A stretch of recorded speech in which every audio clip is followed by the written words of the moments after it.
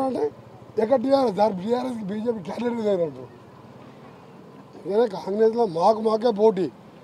నేను 20 మంది ఎమ్మెల్యే గెలిపిస్తానా, రేవంత్ రెడ్డి గారు 50 మంది గెలిపిస్తారా? నేను మళ్ళా ముఖ్యమంత్రి మళ్ళీ 15 ఏళ్ళు 20 ఏళ్ళు ఉండేది ఖాయం. ఎందుకంటే తెలంగాణ ఇచ్చిన పార్టీగా మేము ఇవాళ చేసే బస్సు ఉచిత బస్సు కానీ 200 యూనిట్లు వాడుకుంటే 1000 రూపాయలు కరెంటు బిల్లు వచ్చింది. ఒక్క బిల్లు కడతలేరు. నెలకు 1000 కోట్ల రూపాయలు మాకు ఈ సంక్షేమ పేదోళ్ళ కోసం ముందు చూస్తున్నాం.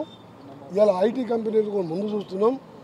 ఐటీ కంపెనీ ఇండస్ట్రీస్, పిల్లల ఉద్యోగాలు, ప్రైవేట్ ఉద్యోగాలు ఇన్ని చేసిన పార్టీని, తెలంగాణ ఇచ్చిన పార్టీని ఓడగొడతారా? ఒక్కసారి అంటే దళిత ముఖ్యమంత్రి, గిరిజనులకు ముస్లింలు 12%, 100 అబద్ధాలు అయితే 2 సార్లు అయింది. కానీ ఇప్పుడు వాళ్ళ బిడ్డకు సమాధానం చెప్పలేక వస్తున్నారు. వాళ్ళ పార్టీ గురించి మీరు రాసి అనవసరంగా నా 15 నిమిషాలు టైం ఖరాబ్ చేశారు.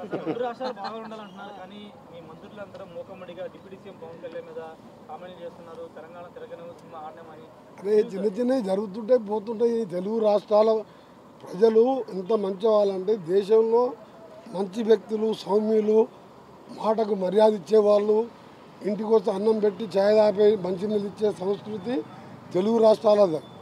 ఈ 2 తెలుగు రాష్ట్రాలు మంచి మనసులు కూడా కలిసిపోయినాయి. 2 రాష్ట్రాలు కూడా అభివృద్ధి కావాలనేదే కోరిక. చిన్న చిన్న ఇష్యూలు వస్తుంటే పోతుంటుంది, దాని మీద నో కామెంట్.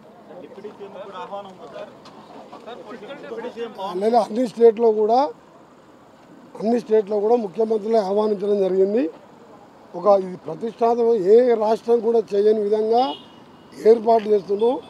మీరు కూడా అక్కడికి వెళ్ళి వచ్చిన మీ టైప్లో ఇక్కడ న్యూస్ ఇవ్వకుండా మా న్యూస్ కూడా ఆంధ్ర ప్రజలకు చూపించాలని నా రిక్వెస్ట్. అది చెప్తే ఏముంటుంది? ఆయన నేను ఎమ్మెల్యేగా, ఆయన ముఖ్యమంత్రిగా దగ్గరుండి చూసిన. గంటన్నర టైం ఇచ్చిండు. ఆయన మినిట్ టు మినిట్ ప్రోగ్రాం ఉంటుంది. ఆయన టైం మెయింటైన్ చేసే మనిషి. నాకు నేను అప్పుడు అసెంబ్లీలో మళ్ళా ఆయన ఆపోజిషన్ లీడర్ ఉన్నప్పుడు ఐటీ మినిస్టర్గా ఉన్నా, రూలింగ్ పార్టీ ఎమ్మెల్యేగా ఉన్నా, నువ్వు ఏ విధంగా పనిచేస్తావు, నువ్వు కూడా మంచి హార్డ్ వర్కర్ కాబట్టి 6 సార్లు గెలిచినావు అని చెప్పి అభినందించాడు. అది చాలా సంతోషం. ఆయన ఆశీర్వదించినందుకు థ్యాంక్ యూ వెరీ మచ్.